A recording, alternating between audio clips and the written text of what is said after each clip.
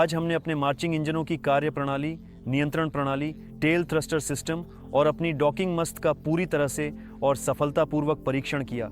हमने देखा कि यह उसके चारों ओर कैसे घूमता है। आज बहुत सारे लोग आए, सभी बहुत प्रभावित हुए, क्योंकि आज हमारे नई पीढ़ी के एयरशिप की पहली बड़ी और पूर्ण उड़ान सफलतापूर्वक संपन्न हुई। और भले ही आज उपस्थित सभी लोग बहुत प्रभावित हुए हैं, यह तो बस शुरुआत है, क्योंकि सबसे दिलचस्प और महत्वपूर्ण चीज़ें अभी आगे आने वाली हैं। अभी हमारे सामने यह चुनौती है कि हम अपने कंप्यूटर के लिए, जिसे प्रशिक्षित किया जाएगा, अधिक से अधिक डेटा इकट्ठा करें और उसे तैयार करें।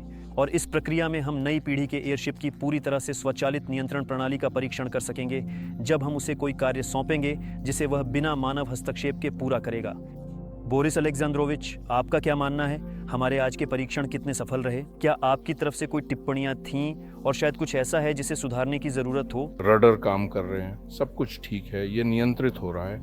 आपने देखा कि ये बाईं दाईं और घूम सकता है। सहायक नियंत्रण उपकरण भी काम कर रहा है, ये उसे घुमा देता है। तो कुल मिलाकर यह सफल रहा। हमें नियंत्रण प्रणाली को भी प्रशिक्षित करना होगा, क्योंकि अभी वहाँ सब कुछ पूरी तरह से रिकॉर्ड हो रहा है और बाद में इसका सावधानी पूर्वक विश्लेषण किया जाएगा। इन्हें तथाकथित ट्रांसफर फंक्शंस कहा जाता है, यानी जब वह कंट्रोल पैनल पर लीवर को किसी दिशा में घुमाता है तो डिवाइस उस पर कैसे प्रतिक्रिया करता है, यह निर्धारित किया जाएगा। इसे गणना करना संभव है, यह जटिल सटीक नहीं होता, जबकि यहाँ सीधे प्रोसेस कर पैरामीटर प्राप्त किए जा सकते हैं, जिन्हें बाद में ऑटो पायलट में डाला जाएगा। एक पूर्ण सामान्य ऑटो पायलट होगा। ये सचमुच वाकई अद्भुत लगता है। आखिरकार ये पहली उड़ान थी। बिल्कुल भी समझ नहीं आ रहा था कि इसके साथ क्या होगा, ये कैसे व्यवहार करेगा। पहले ही मिनटों में हमें समझ आ गया कि जिस कोण पर हमने मुख्य बीम को सेट किया था, जिस पर प्रोपेलर लगे हैं, वह सही नहीं था। वह खुद को आगे की ओर ज़्यादा खींच रहा था, बिल्कुल विमान की तरह तेज़ी से बढ़ रहा था। और चूंकि हम उसे छोड़ना नहीं चाहते थे, इसलिए मैं और डेविड उसे रस्सियों से पकड़े हुए थे और हमें उसके साथ दौड़ना पड़ रहा था। वह बिल्कुल विमान की तरह एरोडायनामिक्स के सहारे उड़ान भर रहा था।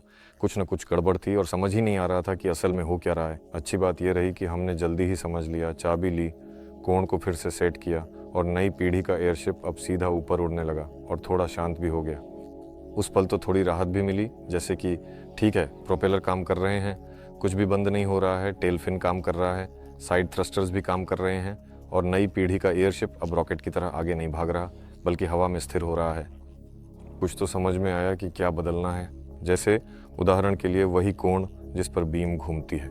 शुरू में यह तय किया गया था कि वह 180 डिग्री तक घूम सकती है, लेकिन जब गियर वास्तव में प्रिंट किए गए तो पता नहीं कैसे गियर रेशियो अचानक 1 से 2 हो गया और इसी के परिणाम स्वरूप वह केवल 90 डिग्री तक ही घूम सकती है, 180 डिग्री तक बिल्कुल भी नहीं। इन 180 डिग्री को वापस लाना बहुत ज़रूरी है, तब यह और अधिक नियंत्रित रहेगा। कुल मिलाकर निकट भविष्य के लिए योजना वास्तव में यह है कि कम से कम 3 लोगों को निश्चित रूप से उड़ना सीखना चाहिए। दिमित्री, जो इस नियंत्रण प्रणाली के निर्माता हैं, सबसे पहले शमिल और आर्टेम। शमिल और आर्टेम ऑफिस से उसी ऑपरेटर स्थान से उड़ना सीखेंगे जिसे हमने सिम्युलेटर के लिए बनाया था। बहुत सारी बारीकियाँ हैं। उदाहरण के लिए, जब नई पीढ़ी के एयरशिप लैंडिंग के लिए तेज़ होता है तो वहाँ प्रोपेलर चालू करने पड़ते हैं, ताकि जैसा कि समझ में आता है ज़मीन पर पहुँचने से पहले ब्रेक लगाया जा सके और इसी तरह की चीज़ें। ये सब बातें जाहिर सी लगती हैं, लेकिन जब आप इतनी बड़ी मशीन चला रहे होते हैं तब असल में समझ आता है कि ये सब यही है। वैसे आधे घंटे में बैटरी सिर्फ 5% डिस्चार्ज हुई है। दोस्तों, हम अभी इस सफ़र की शुरुआत में हैं। सभी को एकजुट होकर, पूरे मन लगाकर अगले 10 सालों में असंभव को भी संभव बनाना है। ऐसी ही एक विशाल मशीन बनानी है, लेकिन उससे 1000 गुना बड़ी, या शायद 1000 से भी कहीं ज़्यादा। कुल मिलाकर 10 टन, 60 टन और 100 टन की बड़ी मशीनें बनानी है। उम्मीद है सब कुछ उतना ही आसान होगा जितना नोवा 01 के साथ हुआ था।